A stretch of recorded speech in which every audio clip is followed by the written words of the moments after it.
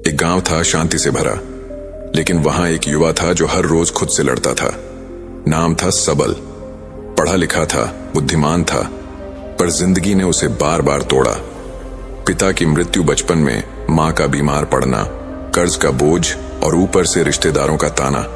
कुछ करेगा भी या ऐसे ही रोएगा। वो हर रोज एक पहाड़ की चोटी पर जाकर चिल्लाता था, हे भगवान, क्यों मैं और कब तक? लेकिन जवाब में सिर्फ हवा चलती और सन्नाटा। एक दिन एक वृद्ध बौद्ध भिक्षु उसी पहाड़ की चोटी पर बैठा मिला, शांत, स्थिर, मानो हवा भी उससे पूछ कर गुजरती हो। सबल गुस्से में बोला, आप चुप क्यों हैं? क्या आपको दर्द नहीं होता? भिक्षु मुस्कुराया और सिर्फ इतना कहा, समय कैसा भी हो, शांत रहना सीख जाओगे। सबल हंस पड़ा, ये कौन सी किताबों की बात कर रहे हो? जब पेट में आग हो, मन में घाव हो, तब यह शांति के प्रवचन अच्छे लगते हैं। तब भिक्षु ने एक लंबी सांस ली और बोले, मैं एक कहानी सुनाऊं? बुद्ध एक गांव में पहुंचे थे। वहां लोग उन्हें सुनने इकट्ठा हुए। एक आदमी ने उन्हें अपशब्द कहे, तुम झूठे हो, धोखेबाज, खुद को भगवान कहने वाले। बुद्ध ने कुछ नहीं कहा। लोग चौंक गए। भगवान, आपने कुछ उत्तर क्यों नहीं दिया? बुद्ध ने मुस्कुराकर कहा, अगर कोई आपको उपहार दे और आप उसे स्वीकार न करो तो वह उपहार किसका रहता है? लोग बोले, उपहार तो देने वाले का ही रहेगा। बुद्ध बोले, बस वैसे ही, मैंने उसकी गाली को स्वीकार ही नहीं किया, तो अब वो गाली मेरी नहीं है, उसकी है। सबल फूट फूट कर रो पड़ा, मैं भी वही कर रहा हूं। हर गाली, हर अपमान को पकड़ कर रख रहा हूं और खुद को जलाता जा रहा हूं। भिक्षु बोले, समय चाहे कैसा भी हो सबल, तू अगर बाहर की हलचल से खुद को जोड़ता रहेगा तो तू कभी शांत नहीं होगा। लेकिन जब तू भीतर की शक्ति से जुड़ जाएगा तो तूफान भी तुझे हिला नहीं पाएगा। भिक्षु ने सबल को 3 बातें बताईं जो बुद्ध ने अपने शिष्यों को सिखाई थीं। सब कुछ अस्थायी है, चाहे दुख हो या सुख। दुख आया है, जाएगा। सुख आया है, जाएगा। तू नहीं बदलेगा अगर तू स्थिर रहना सीख जाए। प्रतिक्रिया से पहले रुकना सीखो। गुस्से में, डर में, दुख में जो पहला जवाब आता है वो अक्सर गलत होता है। बुद्ध कहते थे, एक सांस लो, फिर उत्तर दो। भीतर की आवाज को सुनो, बाहर की नहीं। दुनिया बोलेगी, तेरे बस का नहीं। मन कहेगा, मैं कर सकता हूं। फैसला उस आवाज का होना चाहिए जो अंदर से आती है। वो कहते हैं ना, जैसे ही तुम अपने अंदर शांति ढूंढने लगते हो, जीवन तुम्हें वही चीज सामने लाकर खड़ा कर देता है जिससे तुम सबसे ज्यादा डरते हो। सबल की जिंदगी अब थोड़ा सुकून देने लगी थी। रोज पहाड़ पर बैठना, भिक्षु से बातें करना, बुद्ध की शिक्षाओं पर ध्यान लगाना। शांति धीरे धीरे अंदर घर करने लगी थी। लेकिन एक शाम सबल जैसे ही नीचे गांव लौटा, कुछ लोग उसके घर के बाहर खड़े थे, गुस्से में। उनमें से एक ने कहा, कर्ज चुकाने का वक्त खत्म हो गया है सबल, अब घर बेच दो या खेत। सबल की मां अंदर बीमार पड़ी थी। घर में खाने को अनाज नहीं था और अब यह। वो अंदर से कांप गया। वही पुराना डर, वही बेबसी फिर से सामने खड़ी थी। सबल घर के पीछे एक सूखी जमीन पर जाकर बैठ गया। न आंखों में आंसू थे, न मुंह से आवाज, बस दिल की धड़कनें तेज थीं। वो बड़बड़ाया, बुद्ध कहते हैं शांत रहो, लेकिन अब क्या करूं? अभी शांति की बात करूं? उसी वक्त भिक्षु वहां आ पहुंचे, जैसे जीवन ने सबल की पुकार सुन ली हो। भिक्षु ने पूछा, तू डरा हुआ है? सबल बोला, हां, और इस बार बहुत गहरा डर है। अब की बार सिर्फ जिंदगी नहीं, मां की सांसें भी दांव पर हैं। भिक्षु कुछ देर चुप रहे, फिर बोले, यही तो असली परीक्षा है सबल। तू जिन चीजों को खोने से डरता है वह तुझे बांध कर रखती है। भिक्षु ने एक और घटना सुनाई। एक बार गौतम बुद्ध ध्यान में बैठे थे। उनके पास एक सैनिक आया, हाथ में तलवार थी। वो चिल्लाया, अगर अभी बोले नहीं तो मैं तुम्हारा सिर काट दूं।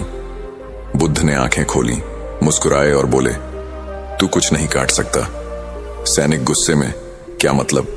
बुद्ध बोले, क्योंकि जिस चीज को तू काटना चाहता है वो मैं नहीं हूं। मेरा शरीर तेरा शिकार हो सकता है, लेकिन मेरी शांति नहीं। सबल के अंदर कुछ हिला। वो सोचने लगा, अगर मैं डर के सामने भी शांत रहूं तो शायद मैं भी उस स्थिति को नहीं, खुद को जीत लूं। पर फिर डर वापस आया, अगर घर चला गया तो मां का क्या होगा? तभी भिक्षु ने कहा, डर एक तरंग है सबल, तू उसे देख, महसूस कर, लेकिन उसका हिस्सा मत बन। भिक्षु ने सबल से पूछा, क्या तू उस चीज के लिए तैयार है जो सबसे जरूरी है? सबल बोला, मतलब? भिक्षु ने कहा, तू सिर्फ सोच रहा है, डर रहा है, लेकिन कुछ कर नहीं रहा। बुद्ध ने एक बात कही थी, डर तुम्हें बांधता है, कर्म तुम्हें आजाद करता है। सबल ने उस रात एक निर्णय लिया, मैं डरूंगा नहीं, मैं कदम उठाऊंगा। भले हालात मेरे खिलाफ हों, लेकिन मैं भीतर से हार नहीं मानूंगा। सबल ने अगले ही दिन गांव के प्रधान के घर जाकर काम मांगा। वहां खेतों में मजदूरी करने लगा। दिन में मां की सेवा करता, रात में ध्यान करता। धीरे धीरे लोगों ने उसकी ईमानदारी देखी, उसका संयम देखा, और एक दिन वही व्यक्ति जो घर छीनना चाहता था सबल के पास आया और बोला, तूने बिना बदले के मेहनत की, तूने अपमान का जवाब अपमान से नहीं, कर्म से दिया। यह रहा तेरा कर्जनामा, फाड़ दे इसे। सबल उस कागज को हाथ में लिए पहाड़ की चोटी पर गया और एक गहरी सांस लेते हुए कहा, आज मैंने समझा, डर मुझे हर बार तोड़ नहीं सकता। अगर मैं शांत रहकर सही निर्णय ले पाऊं तो डर खुद झुक जाएगा। जब जिंदगी तुम्हें हर ओर से तोड़ चुकी होती है और तब कोई अपना भी अगर हाथ छोड़ दे तो सबसे ज्यादा आवाज उसी वक्त भीतर आती है, अब तो खत्म हो गया। लेकिन वहीं से बुद्ध की असली सीख शुरू होती है। उस रात मां को तेज बुखार आया, सांसें उखड़ रही थीं, आंखें उलझ रही थीं और होठों पर एक ही शब्द था, सबल बेटा। सबल भागा भागा वैद्य को बुलाने गया। गांव के वैद्य ने दवा दी, लेकिन कहा, अब ज्यादा समय नहीं है, बहुत कमजोर हो गई है। सबल की दुनिया हिल गई, घर की दीवारें जैसे खिसक गई हों, छत जैसे गिरने लगी हों। वो जो अब तक भीतर मजबूती से बैठा था, अचानक चिल्लाने लगा, नहीं भगवान, ऐसा मत करना, अब नहीं। सबल भागा पहाड़ की तरफ। भिक्षु वहां नहीं थे, वो अकेला था। वो जोर जोर से चीख पड़ा, तू कहता है शांत रहो, अब बता, जब मां की जान जा रही है तब कौन सी शांति बचती है? सबल की आंखें लाल थीं और वो मिट्टी में गिरकर कांप रहा था। तभी हवा चली और वो आवाज आई, उसी भिक्षु की, मृत्यु के सामने जो शांत रहना सीख जाए वही मुक्त होता है। भिक्षु ने दूर से आते हुए कहा, क्या तूने किस गौतमी की कहानी सुनी है? सबल चुप था। भिक्षु बोले कि गौतमी का बेटा मर गया था। वो रोती हुई बुद्ध के पास पहुंची, मुझे मेरा बेटा लौटा दो। बुद्ध बोले, मैं उसे जिंदा कर दूंगा, लेकिन पहले गांव में जाओ और एक ऐसा घर ढूंढो जहां किसी की मौत ना हुई हो। वहां से एक सरसों का दाना लाओ। वो पूरे गांव घूम आई, लेकिन कोई घर ऐसा नहीं मिला। वो वापस बुद्ध के पास आई। बुद्ध ने कहा, मृत्यु सबका सच है, कोई इससे नहीं बचा, लेकिन इसे जानकर जो टूटता नहीं वही जागृत होता है। सबल मां के पास लौटा। उसने मां का हाथ थामा और धीरे धीरे मां की सांसें कम होती गईं। लेकिन इस बार सबल चीखा नहीं, गिरा नहीं, बल्कि मां के कान में एक बात कहता रहा, मां, अब मैं समझ गया, ये शरीर जाएगा, लेकिन तेरी सीख मेरे साथ रहेगी। मां के जाने के बाद गांव के लोग आए कंधा देने, लेकिन जो सबसे ज्यादा चौंक गए वो यह देखकर कि सबल का चेहरा शांत था और उसकी आंखों में नफरत नहीं, समर्पण था। लोगों ने पूछा, तू रो क्यों नहीं रहा? सबल बोला, मां, शरीर छोड़ गई है, पर मैं जानता हूं वो मेरी हर सांस में है। अब रोकर मैं उसे कैसे वापस लाऊं? जिसने मृत्यु को देखा और विचलित नहीं हुआ, वही जीवन को समझता है। सबल अब पूरी तरह बदल चुका था। अब वो गांव का युवा नहीं था, अब वो बुद्ध की राह पर चलने वाला एक साधक बन चुका था। अब तक सबल ने मां को खोया, डर को हराया, अपमान सहा और जीवन के मायनों को समझना शुरू कर दिया था। लेकिन दोस्तों, जीवन वही खत्म नहीं होता जहां हमें लगता है कि हमने सब कुछ समझ लिया है। असल खेल तब शुरू होता है जब दुनिया तुम्हारी साधना पर ताली बजाने लगती है। सिर्फ एक सवाल पूछता हूं, क्या तुम शांति को तब भी पकड़ कर रख सकते हो जब पूरा संसार तुम्हें उकसा रहा हो दौड़ने के लिए? अब लोग उसे गुरु कहने लगे थे, उसकी बातें लोग लिखने लगे थे, उसकी एक झलक पाने के लिए लोग लंबी यात्राएं तय कर रहे थे। सबल ने कभी यह सब नहीं चाहा था, लेकिन अब उसके आसपास आदर, प्रसिद्ध और समाज का आकर्षण बढ़ने लगा। और धीरे धीरे वही सबल जो कभी आत्मा की आवाज सुनता था, अब दूसरों की वाहवाही सुनने लगा। एक दिन वो पहाड़ की उस चोटी पर पहुंचा जहां भिक्षु कभी उसे मिले थे, लेकिन इस बार चुप्पी थी, कोई भिक्षु नहीं, कोई आवाज नहीं, बस मन में एक सवाल, क्या अब मैं भी शांति को छोड़कर अहंकार की ओर बढ़ रहा हूं? भिक्षु की एक पुरानी बात याद आई। बुद्ध जब सबसे बड़े बन गए थे तब उन्होंने सबसे चुपचाप बन जाना चुना। गौतम बुद्ध को कई राजाओं ने सोने के सिंहासन, महल और हजारों अनुयायी देने की पेशकश की थी, लेकिन बुद्ध हर बार मुस्कुराकर कहते थे, मैं कोई गुरु नहीं, बस एक पथिक हूं। जिस दिन लोग मुझे देवता समझने लगेंगे, मैं सत्य से भटक जाऊंगा। वो उस रात सो नहीं पाया। मन में एक द्वंद्व चल रहा था। क्या मैं लोगों की आंखों में बड़ा बन रहा हूं लेकिन अपनी आत्मा में छोटा? क्या मैं अब खुद को बुद्ध समझ बैठा हूं? सबल ने अगली सुबह सबको बुलाया और कहा, आज से मैं फिर एक पथिक बन रहा हूं। मैं कोई गुरु नहीं हूं। मैं अब फिर से खोज में जा रहा हूं, उस मौन की, उस शांति की जिसे मैंने खो दिया। गांव वाले हैरान, पर आप तो हमारे गुरु हो। सबल मुस्कुराया, अगर मैं सच में गुरु होता तो तुम्हें मुझसे नहीं, अपने भीतर से जुड़ने सिखाता, और वह मैं नहीं कर पाया। सबल एक बार फिर जंगलों, पहाड़ों और मौन की ओर बढ़ चला। सालों बीते, किसी ने उसे कहीं नहीं देखा। एक छोटी सी कुटिया में एक युवा साधु पहुंचा। वहां दीवार पर एक कागज चिपका था। उस पर सिर्फ इतना लिखा था, अगर तूने सब खो दिया है तो अब तू खुद को पा सकता है। अगर तू शांत रह सका है तो तू बुद्ध बन सकता है। समय जैसा भी हो, तू भीतर ठहरा रहा, यही तेरा बोध है। उसने नाम छोड़ दिया था, पर उसकी शांति अब हवा में थी। उसकी साधना अब कहानी बन चुकी थी और उसकी चुप्पी अब शिक्षा बन गई थी। अब जब तुम यह पढ़ रहे हो तो रुको, सांस लो और खुद से एक सवाल पूछो, क्या मैं उस सबल की तरह भीतर की आवाज को दुनिया के शोर से ऊपर रख पा रहा हूं? सबल की यात्रा सिर्फ उसकी नहीं थी, वो हर उस इंसान की कहानी थी जो जीवन की ठोकरों के बीच खुद को खोजता है। डर आया, वियोग हुआ, माया ने जकड़ा, लेकिन हर मोड़ पर सबल ने एक चीज सीखी, अब सबल कहीं नहीं है, वो हर उस शख्स के भीतर जीवित है जो बुरे समय में भी शांति को थामे रहता है। बुद्धम शरणम गच्छामि। जीवन एक साधना है, शांति उसकी अंतिम प्राप्ति। धन्यवाद। हिमालय की ऊंची ऊंची चोटियों के नीचे बसा था एक छोटा सा गांव। यह गांव भले ही प्राकृतिक सौंदर्य से भरा हुआ था, लेकिन वहां के अधिकांश लोग गरीबी और कठिनाइयों से जूझते थे। इन्हीं में से एक था रवि, जिसकी आंखों में सपनों की चमक तो थी, परंतु जीवन ने उसे अब तक केवल दुख और संघर्ष ही दिए थे। रवि का परिवार बहुत गरीब था। उसके पिता खेतों में दिन रात मजदूरी करते थे। सूरज ढल जाने के बाद भी जब तक उनके हाथों में हल और फावड़ा चलता, तब तक घर का चूल्हा जलने की उम्मीद रहती। रवि का दिन सुबह होने से पहले ही शुरू हो जाता। वह खेतों में मजदूरी करता, दूसरों की गाय भैंस चराता और गांव वालों के छोटे मोटे काम भी करता। लेकिन इतनी मेहनत के बाद भी उसके परिवार के लिए 2 वक्त की रोटी जुटाना कठिन हो जाता।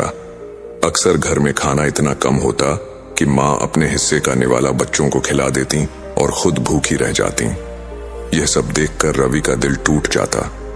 उसकी उम्र खेलने कूदने और सपने बुनने की थी, लेकिन जीवन ने उसे समय से पहले ही जिम्मेदारियों की कठोर राह पर ला खड़ा किया था। कई बार वह अकेले आकाश की ओर देखता। रात में जब तारे टिमटिमाते तो उसकी आंखें नम हो जाती। वह सोचता, क्या मेरा जीवन हमेशा ऐसा ही रहेगा?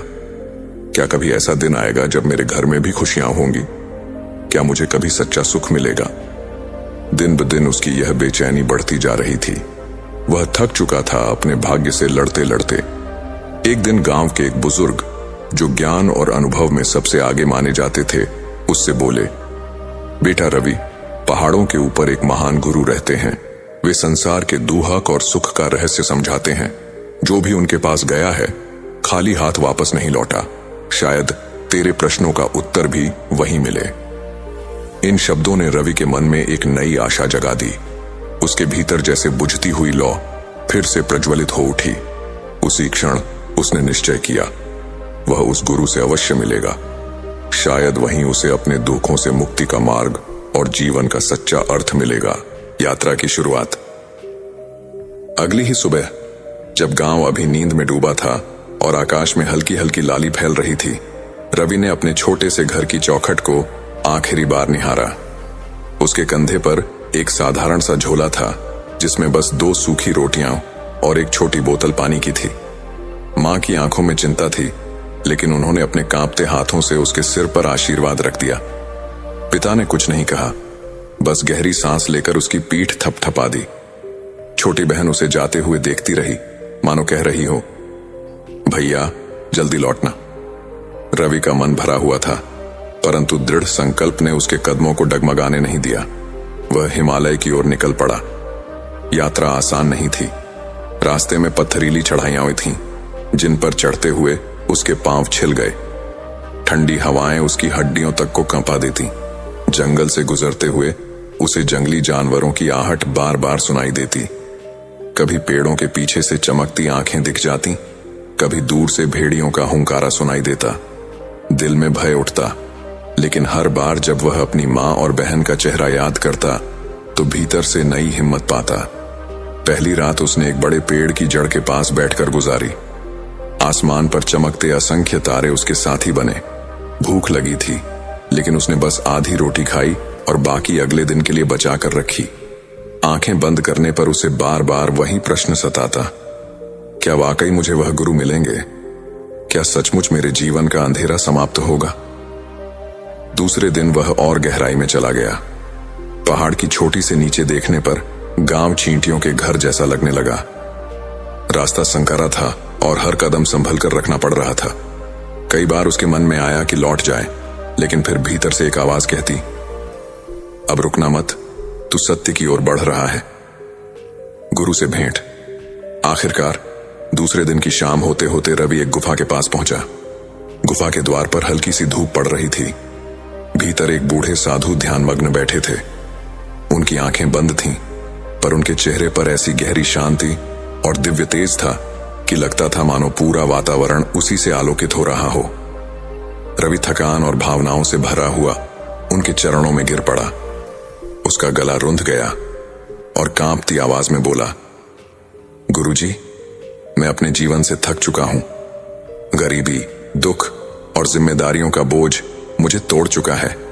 मुझे रास्ता दिखाइए। मैं अपने दर्द से मुक्ति चाहता हूं। साधु ने धीरे धीरे आंखें खोली। उनकी दृष्टि गहरी थी, मानो सीधे रवि के हृदय को पड़ रही हो। वे मुस्कुराए और शांत स्वर में बोले, बेटा, सत्य को सुनने से पहले मन को शांत करना आवश्यक है। आओ मेरे पास बैठो। इस क्षण को अपने हृदय में स्थिर करो। जब मन शांत होता है, तभी जीवन का मार्ग स्पष्ट दिखाई देता है। रवि उनके पास बैठ गया। उसके भीतर पहली बार एक अजीब सी शांति उतरने लगी, मानो वह किसी सही ठिकाने पर पहुंच गया हो। गुफा के भीतर वातावरण बहुत शांत था। बाहर हवा की सरसराहट सुनाई देती, कभी कभार पत्तों के झड़ने की धीमी आवाज आती।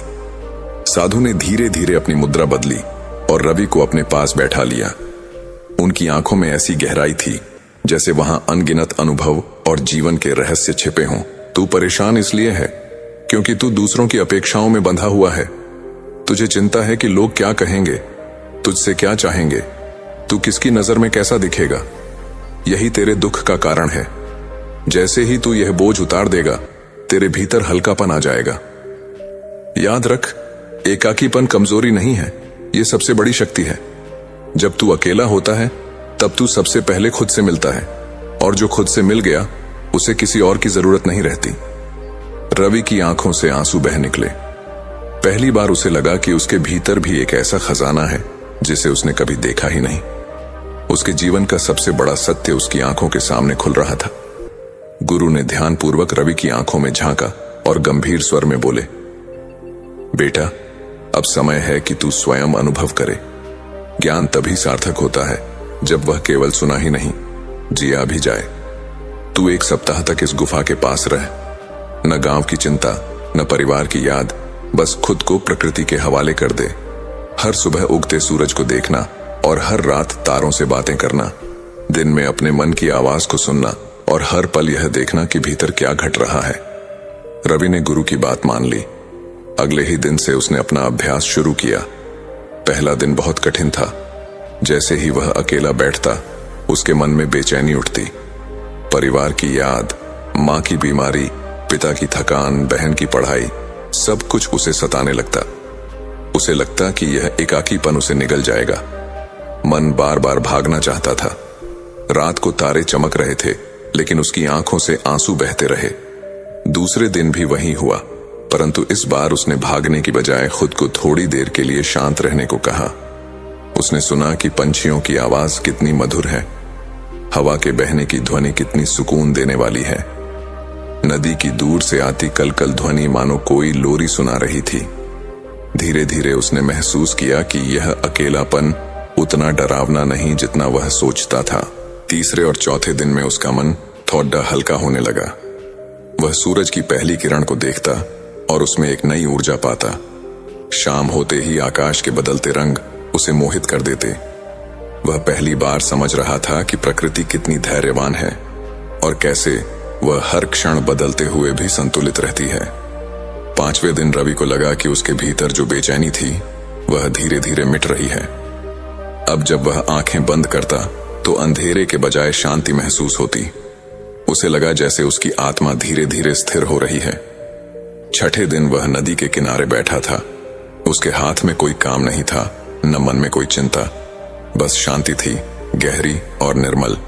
उसने महसूस किया कि वही शांति उसके भीतर भी है जिसे अब तक उसने बाहर ढूंढने की कोशिश की थी।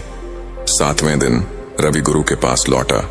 उसकी चाल में आत्मविश्वास था, चेहरे पर गहरी स्थिरता और आंखों में एक अद्भुत चमक। वह गुरु के सामने बैठा और भावुक होकर बोला, गुरुजी, मैंने जाना कि मेरे दुख केवल मेरे मन की उपज थे। जब मैंने अकेले बैठकर अपने मन की आवाज सुनी तो समझ आया कि मैं परिस्थितियों से नहीं बल्कि अपने विचारों से बंधा हुआ था। अब मुझे लगता है कि चाहे जीवन कैसा भी हो, मैं शांति पा सकता हूं। गुरु ने संतोष भरी मुस्कान के साथ उसका हाथ थाम लिया और बोले, बेटा, तूने पहला कदम पार कर लिया है। यही जीवन का सार है। बाहर की दुनिया तू नहीं बदल सकता, लेकिन अपने भीतर की दुनिया को तू बदल सकता है। जिसने अपने भीतर शांति खोज ली, उसे कोई दुख नहीं डिगा सकता। उस क्षण रवि को लगा कि मानो वह नया जन्म ले चुका हो। उसके दिल पर जो बोझ था वह उतर चुका था। एक सप्ताह की साधना और गुरु के उपदेश ने रवि का जीवन बदल दिया। जब वह गांव लौटा तो लोग उसे देखकर चकित रह गए। उसका चेहरा पहले से अधिक शांत था। उसकी आंखों में एक अनोखी चमक थी। अब वह वही पुराना रवि नहीं था जो हमेशा बोझिल और उदास दिखाई देता था। रवि ने खेतों में काम करना जारी रखा, लेकिन अब उसका दृष्टिकोण बदल चुका था। पहले वह केवल पेट भरने के लिए मेहनत करता था, अब वही मेहनत उसके लिए साधना बन गई। सुबह की ठंडी हवा, खेतों की हरियाली और मिट्टी की सुगंध उसे आनंद देने लगी। पहले जिन कठिनाइयों को वह अभिशाप समझता था, अब उन्हें अवसर मानने लगा। उसकी सबसे बड़ी खुशी थी माँ का मुस्कुराना और बहन की हंसी। पहले जहां वह घर की चिंता से टूट जाता था, अब वही चिंता उसकी प्रेरणा बन गई। वह माँ की सेवा करता, बहन को पढ़ाता और हर छोटे पल में संतोष ढूंढ लेता। धीरे धीरे गांव वालों ने भी उसके इस परिवर्तन को महसूस किया। बच्चे अक्सर उसके पास आने लगे। रवि उन्हें अक्षर और गिनती सिखाने लगा। वह उन्हें कहानियां सुनाता जिनमें जीवन की गहरी सीख छुपी होती। वह उन्हें बताता कि गरीबी, दुख और कठिनाइयां जीवन का अंत नहीं है, बल्कि आत्मबल को जगाने का अवसर है। गांव के लोग अब उसे केवल एक गरीब किसान का बेटा नहीं मानते थे, बल्कि प्रेरणा का स्रोत समझने लगे थे। उसकी साधारण बातें भी लोगों के दिलों को छू जाती। वह अक्सर बच्चों से कहता, एकाकीपन का मतलब अकेला होना नहीं है, इसका असली अर्थ है अपने भीतर की शक्ति को पहचानना। जब तुम अपने भीतर उतरते हो तब समझते हो कि तुम्हारे पास कितना बड़ा खजाना है। रवि ने अपने जीवन को पूरी तरह बदल दिया। अब न तो वह दुखों से परेशान होता, न दूसरों की अपेक्षाओं से बंधा रहता। वह समझ चुका था कि सुख बाहर की वस्तुओं में नहीं, बल्कि भीतर की शांति में छिपा है। गुरु के उपदेश उसके दिल में गहरे अंकित हो चुके थे। गुरु के वे शब्द बार बार उसके कानों में गूंजते, अकेले रहना ही सभी समस्याओं का समाधान है, क्योंकि एकांत में ही तुम अपने सच्चे स्वरूप को पहचानते हो। और सचमुच रवि ने अपने सच्चे स्वरूप को पहचान लिया था। अब वह सिर्फ जी नहीं रहा था, बल्कि हर क्षण जीवन का आनंद ले रहा था। सच्चा सुख बाहर की वस्तुओं, धन दौलत या परिस्थितियों में नहीं है, सच्चा सुख केवल और केवल मन की शांति में है। जो स्वयं को पहचान लेता है वह किसी भी परिस्थिति में आनंद पा सकता है। नमो बुद्धाय। एक नगर के निकट एक महात्मा अपना आश्रम बनाकर रहते थे। वे महात्मा आयुर्वेद के बहुत बड़े विद्वान थे। एक दिन सुबह स्नान करने के बाद जब वे अपने सभी शिष्यों को उपदेश दे रहे थे, तभी उनका शिष्य निर्मल खड़ा हुआ और उनसे प्रश्न करने लगा। निर्मल ने कहा, गुरुदेव, मेरे मन में आज एक सवाल उठ रहा है, कृपया मेरे सवाल का उत्तर दीजिए। निर्मल की बात सुनकर महात्मा मुस्कुराए और बोले, पूछो, तुम्हारा क्या प्रश्न है? तब निर्मल ने गुरु से कहा, गुरुदेव, हम अपने शरीर को हमेशा स्वस्थ और रोग मुक्त कैसे रख सकते हैं?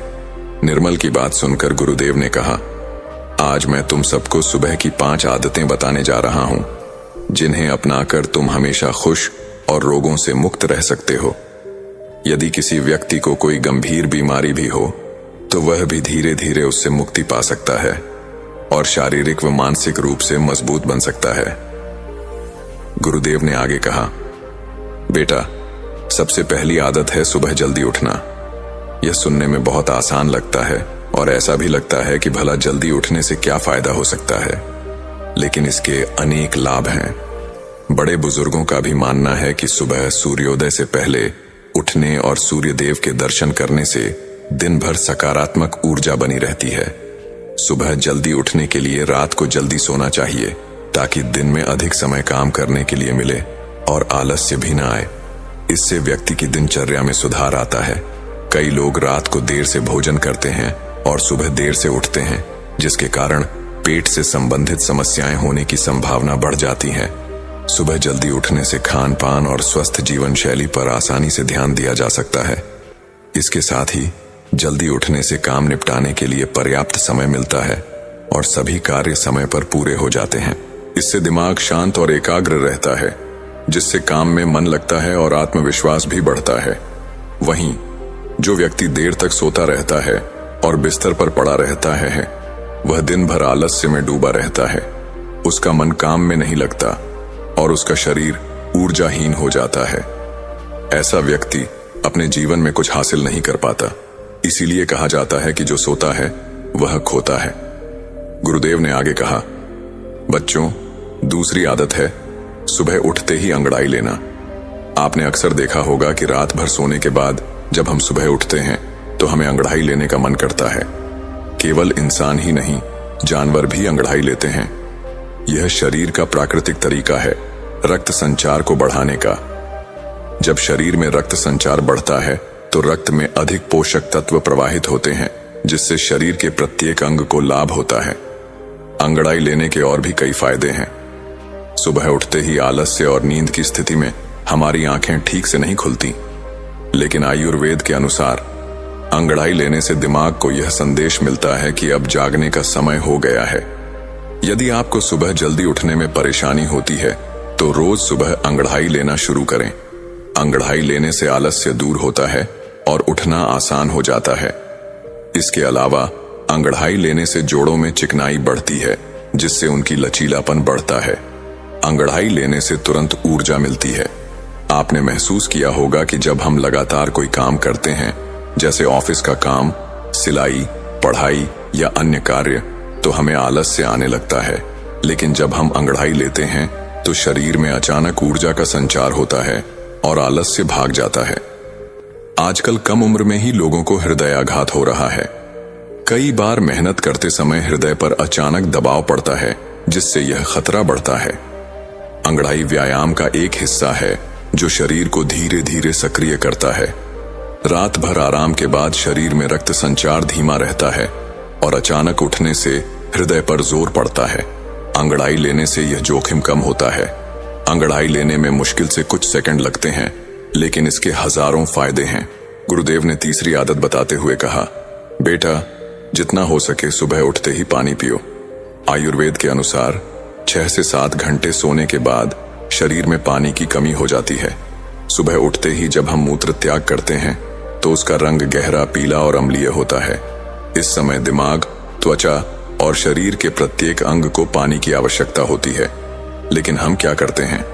पानी की जगह चाय या कॉफी पीते हैं। बच्चों, चाय और कॉफी दोनों ही शरीर से पानी निकालते हैं और हानिकारक हैं। सुबह चाय पीने से पेट में अम्लता बढ़ती है, जिससे गैस और एसिडिटी की समस्या होती है। वहीं सुबह पानी पीने से मेटाबॉलिज्म बढ़ता है, जिससे कैलोरी जल्दी जलती है और मोटापा नहीं होता। मोटापे से ग्रस्त लोगों का वजन भी कम हो सकता है। पानी पीने से पाचन तंत्र सक्रिय होता है, भोजन अच्छे से पचता है और पेट साफ रहता है। इससे शरीर की गंदगी बाहर निकलती है, त्वचा में प्राकृतिक चमक आती है और बाल स्वस्थ रहते हैं। सुबह पानी पीने से याददाश्त तेज होती है, एकाग्रता बढ़ती है और मन प्रसन्न रहता है। गुनगुना पानी पीना सबसे अच्छा होता है, क्योंकि यह पाचन तंत्र को आराम देता है और जल्दी अवशोषित होता है। आप रात को तांबे के बर्तन में पानी भर कर रखें और सुबह उसे पी लें। इसे गर्म करके या सादे रूप में भी पी सकते हैं। पानी में नींबू, पुदीना, अदरक या जीरा मिलाने की जरूरत नहीं है।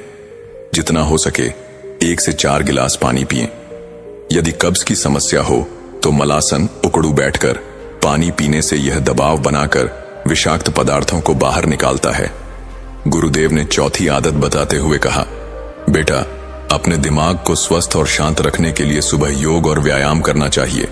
अशांत मन किसी भी बीमारी से ज्यादा खतरनाक होता है। योग में आप सूर्य नमस्कार कर सकते हैं। यह एक संपूर्ण योग अभ्यास है जो पूरे शरीर और मस्तिष्क के लिए अत्यंत लाभकारी है।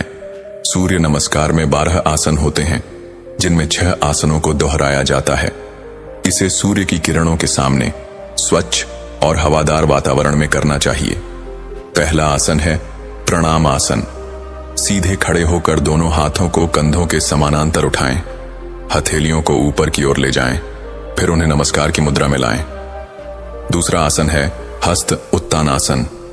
गहरी सांस लेते हुए दोनों हाथों को ऊपर ले जाएं और कमर, भुजाओं व गर्दन को पीछे झुकाएं। तीसरा आसन है हस्तपादासन। आगे झुकते हुए सांस छोड़ें, हाथों को कानों से लगाते हुए नीचे ले जाएं और जमीन को स्पर्श करें।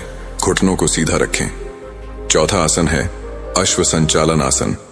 हथेलियों को जमीन पर रखें, सांस लेते हुए दाहिना पैर पीछे ले जाएं और गर्दन ऊपर उठाएं। पांचवां आसन है अधोमुख स्वानासन।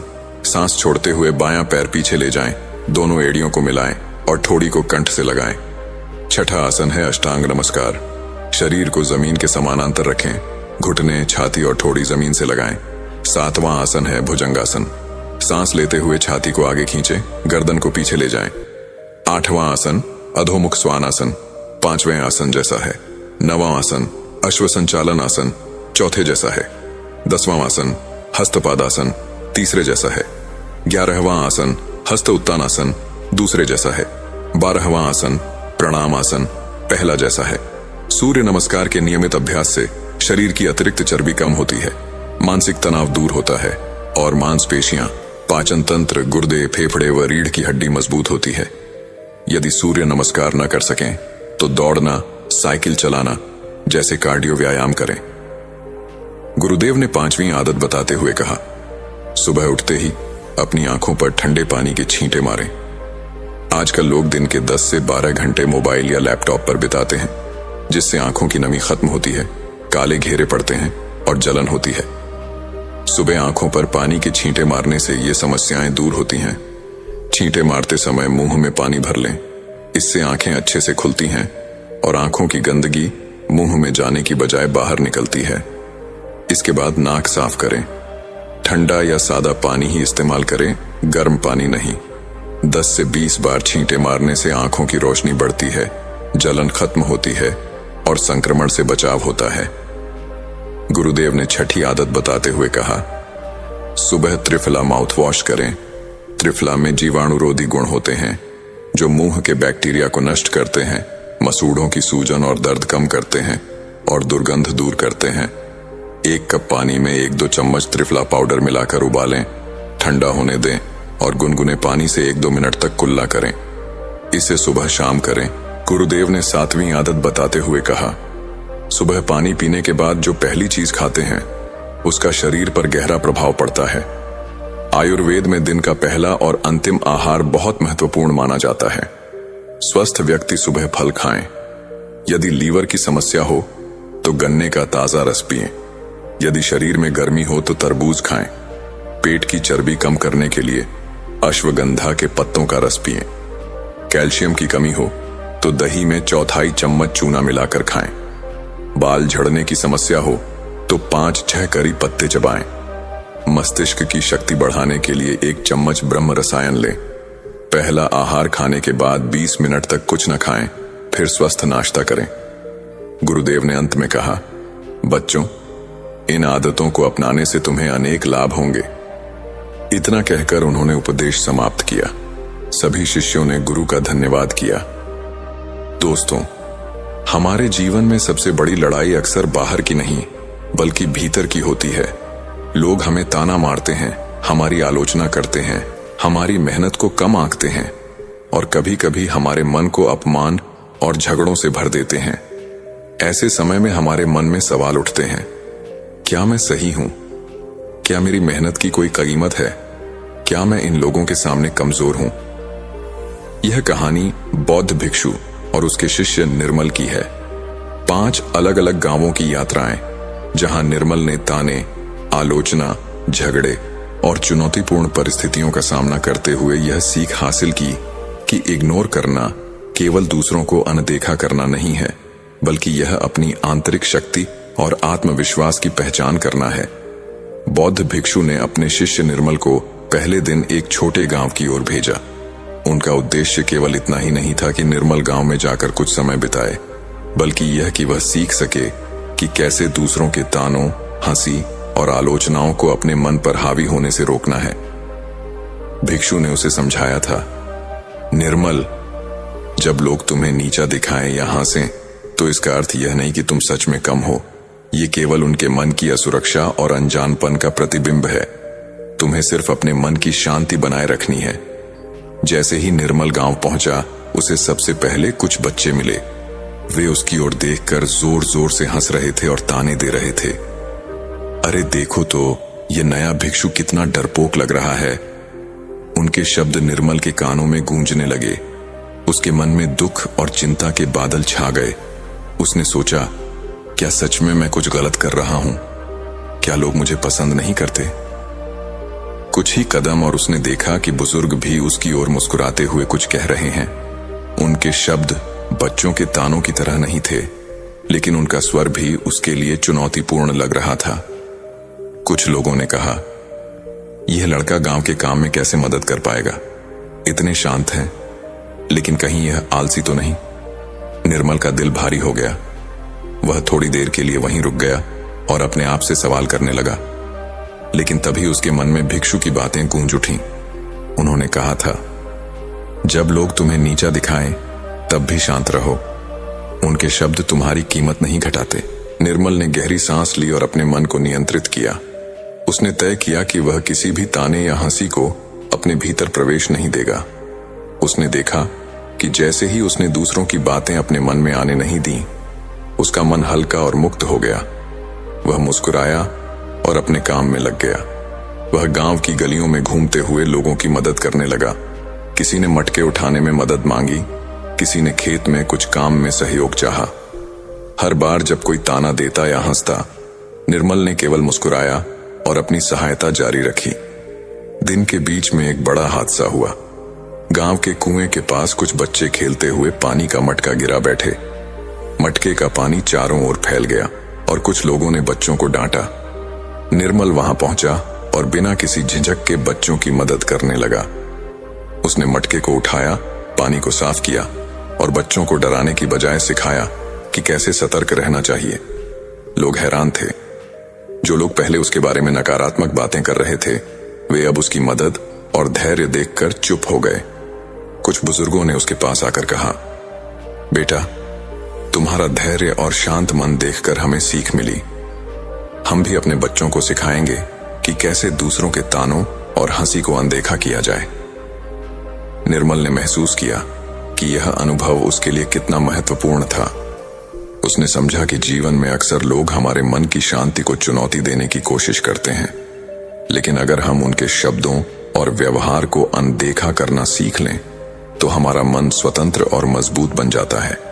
दिन के अंत में जब निर्मल गांव से लौटने लगा तो उसके मन में एक अजीब सी शक्ति और संतोष का अनुभव हो रहा था। उसने अपने आप से कहा, मैंने आज केवल गांव के लोगों से नहीं बल्कि अपने मन से भी जीत हासिल की है। जब हम दूसरों के नकारात्मक शब्दों को अनदेखा करना सीखते हैं तो हमारी असली ताकत और शांति हमें स्वयं मिलती है।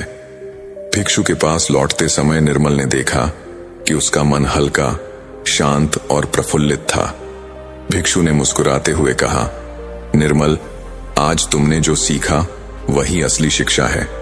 यही वह शक्ति है जो तुम्हें जीवन में हर चुनौती का सामना करने में सक्षम बनाएगी। याद रखो, दूसरों की नकारात्मकता को अपने अंदर प्रवेश मत दो। अपनी शांति ही तुम्हारा सबसे बड़ा साथी है। निर्मल की आंखों में अब आत्मविश्वास और धैर्य की चमक थी। वह जान गया कि जीवन की असली लड़ाई बाहर नहीं बल्कि भीतर की होती है, और जो इसे जीत लेता है वही सच्चा विजयी होता है। दूसरे दिन भिक्षु ने निर्मल को एक और गांव भेजा। यह गांव पहले वाले गांव से भिन्न था। यहाँ के लोग बहुत मुखर और आलोचनात्मक थे। वे हर किसी के काम, बोलने और सोचने के तरीके पर टिप्पणी करते थे। भिक्षु ने निर्मल से कहा, निर्मल, आज तुम्हें लोगों की आलोचना झेलनी होगी। याद रखो, दूसरों की राय तुम्हारे मूल्य को कम नहीं कर सकती। जैसे ही निर्मल गांव पहुंचा, उसने देखा कि लोग किसी भी काम में उसके तरीकों की गलतियां खोज रहे थे। उसने पहले कुछ झोपड़ियों की मरम्मत करने का काम लिया।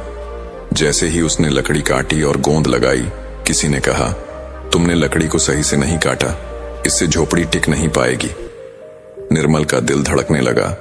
भीतर से क्रोध उठ रहा था, लेकिन उसने गहरी सांस ली और अपने मन में भिक्षु की सीख दोहराई। असली ताकत वही है जो दूसरों की आलोचना को सुनकर भी न टूटे। निर्मल ने देखा कि हर व्यक्ति अपनी सोच और अनुभव के अनुसार बोलता है। कोई आलोचना केवल इसलिए करता है क्योंकि वह उस चीज को देख नहीं पाता या उसका नजरिया अलग होता है। यह समझकर निर्मल ने अपनी ऊर्जा को नकारात्मकता पर नहीं बल्कि अपने काम पर केंद्रित किया। वह झोपड़ी को जोड़ने में पूरी लगन और ध्यान लगा रहा था। उसने देखा कि जब वह अपने काम में पूरी तरह डूबा रहता है तो आलोचना उसके मन को छू नहीं पाती। लोग बार बार ताना मारते और सही गलत की बातें कहते, लेकिन निर्मल ने उन्हें केवल मुस्कान देकर नजरअंदाज किया। दिन के बीच में एक और चुनौती आई। गांव के पास के तालाब में पानी भरने का काम था। निर्मल ने देखा कि कई लोग उसका काम देख रहे थे। जैसे ही उसने पानी भरने के लिए बाल्टी उठाई, एक बुजुर्ग बोला, तुम बहुत धीरे कर रहे हो, इससे पानी तो जल्दी भर जाएगा ही नहीं। कुछ और लोग हंसते हुए कहने लगे, शायद यह लड़का मेहनत नहीं करना जानता। निर्मल का मन फिर भी क्रोध से भरने लगा, लेकिन उसने अपने मन को शांत किया। उसने अपने भीतर कहा, जो लोग मेरी मेहनत और ईमानदारी नहीं समझते, उनकी बातों में मुझे अपने मूल्य को खोजने की जरूरत नहीं। मेरी ताकत मेरे काम और मेरी शांति में है। निर्मल ने हर बाल्टी पानी में डाली, हर मिट्टी का ढेर उठाया और हर काम को अपनी पूरी मेहनत और निष्ठा के साथ पूरा किया। धीरे धीरे गांव के लोग उसकी ईमानदारी और धैर्य को देखने लगे। कुछ बच्चे भी पास आकर कहने लगे, देखो यह लड़का कितना मेहनती है। बुजुर्ग भी उसकी मदद करने लगे और उसकी प्रशंसा करने लगे। दिन के अंत में निर्मल ने महसूस किया कि आलोचना केवल लोगों की सोच का प्रतिबिंब होती है। ये हमारी शक्ति को कम नहीं कर सकती जब तक हम उसे अपने भीतर प्रवेश न दें। वह समझ गया कि असली सफलता और संतोष बाहर की सराहना या आलोचना में नहीं, बल्कि अपने मन की शांति और अपने कार्य में पूर्णता में है। भिक्षु के पास लौटते समय निर्मल ने सोचा, आज मैंने केवल लोगों की आलोचना को सहा ही नहीं, बल्कि उसे अपनी ताकत में बदलना भी सीख लिया। जो व्यक्ति अपने लक्ष्य और मन की शांति को महत्व देता है, वह किसी भी आलोचना से नहीं झुकता। भिक्षु ने उसे देखकर मुस्कुराते हुए कहा, निर्मल, आज तुमने जो समझा वही असली शिक्षा है। आलोचना को स्वीकार करना और उसे अपने भीतर प्रवेश न देने की कला ही सच्ची ताकत है। याद रखो, कभी भी कोई शब्द तुम्हारे आत्मसम्मान या शांति को नहीं छू सकता। निर्मल की आंखों में अब आत्मविश्वास की चमक और मानसिक शक्ति का अनुभव था। वह जान गया कि जीवन में सबसे बड़ी सीख केवल दूसरों से नहीं, बल्कि अपने मन से जीतने में है। और आज उसने यह जीत हासिल कर ली थी। तीसरे दिन भिक्षु ने निर्मल को एक गांव भेजा जो अपने कठोर और जिद्दी लोगों के लिए जाना जाता था। यहां लोग दूसरों की बात को आसानी से नहीं मानते थे और हर काम में विरोध करते थे। भिक्षु ने निर्मल से कहा, आज तुम्हें विरोध और असहमति का सामना करना होगा। याद रखना, असली धैर्य वही है जो विरोध के बावजूद भी न टूटे। जैसे ही निर्मल गांव पहुंचा, उसने देखा कि गांव वाले एक बड़ा तालाब खुदाई का काम कर रहे थे। निर्मल ने मदद करने का मन बनाया और पास जाकर हाथ लगाना शुरू किया। कुछ ही देर में एक वृद्ध ने चिल्लाते हुए कहा, तुम यहां क्यों आए हो? तुम हमारे काम में बाधा डाल रहे हो। कुछ और लोग भी उसे देखकर ताने मारने लगे, तुम्हारा तरीका गलत है, यह काम पहले से ही ठीक चल रहा था, तुम क्यों हस्तक्षेप कर रहे हो? निर्मल के मन में फिर भी हलचल हुई। पहले उसे अंदर से गुस्सा आया, लेकिन उसने गहरी सांस ली और अपने भीतर भिक्षु की सीख को याद किया। जब विरोध आए तब भी शांत रहो, दूसरों की असहमति तुम्हारे मन को प्रभावित नहीं कर सकती। निर्मल ने विरोध को अपनी ऊर्जा में बदल दिया। उसने न केवल शांत मन से काम जारी रखा, बल्कि गांव वालों के सुझाव भी सुने और देखा कि कुछ बातों में सुधार की गुंजाइश थी। उसने विनम्रता और धैर्य से कार्य किया। जैसे जैसे समय बीतता गया, लोग उसकी ईमानदारी और मेहनत को महसूस करने लगे। दिन के बीच में एक और चुनौती आई। गांव में एक पुल बनाना था और वहां कई लोग अपने पुराने तरीकों पर अड़े हुए थे। निर्मल ने सुझाव दिया कि कुछ नई तकनीक अपनाई जाए ताकि काम जल्दी और सुरक्षित हो सके। कुछ लोग गुस्से में आ गए, तुम क्या जानते हो? तुम कौन होते हो कि हमारे काम के तरीके बदलो? निर्मल ने धैर्य बनाए रखा। उसने न केवल अपनी बात रखी, बल्कि दिखाया कि उसका तरीका सुरक्षित और आसान है। धीरे धीरे विरोध करने वाले भी उसे देखकर प्रभावित हुए और निर्मल के मार्गदर्शन में काम करने लगे। दिन के अंत में निर्मल ने महसूस किया कि विरोध केवल हमारी सोच और विश्वास की परीक्षा है। जब हम अपने मन की शांति बनाए रखते हैं और काम में पूर्णता दिखाते हैं, तो विरोध भी हमारी ताकत नहीं छीन सकता, बल्कि विरोध हमें और अधिक सशक्त और समझदार बनाता है। भिक्षु के पास लौटते समय निर्मल ने सोचा, आज मैंने केवल विरोध झेला ही नहीं, बल्कि उसे अवसर में बदलना भी सीख लिया। जीवन में असली विजय वही है जो भीतर की शक्ति से आती है, न कि बाहर की स्वीकृति से। भिक्षु ने मुस्कुराते हुए कहा, निर्मल, आज तुमने धैर्य और साहस की सबसे बड़ी परीक्षा पास की। याद रखो, विरोध को देखकर मन की शांति न खोना ही असली जीत है। जो व्यक्ति विरोध में भी अपने काम और नैतिकता पर अडिग रहता है, वही सच्चा विजयी होता है। निर्मल की आंखों में अब एक नई चमक थी, समझदारी, धैर्य और आत्मविश्वास की। उसने जाना कि जीवन की असली लड़ाई बाहर नहीं, बल्कि भीतर की होती है, और आज उसने इस लड़ाई में भी जीत हासिल कर ली।